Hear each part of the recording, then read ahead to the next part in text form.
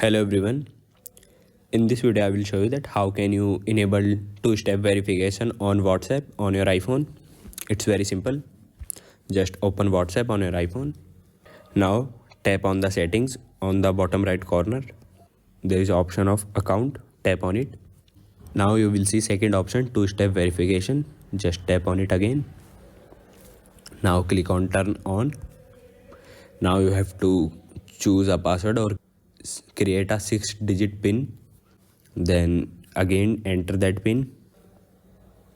Now you have to enter your email. You can also skip this, but in case if you forget password, you can recover it through the email. So it is recommended to add email on this. Then click on next. Now you have to again enter your email and then click on done.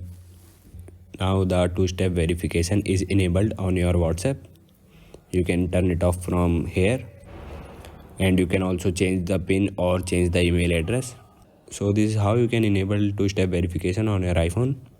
Thank you everyone.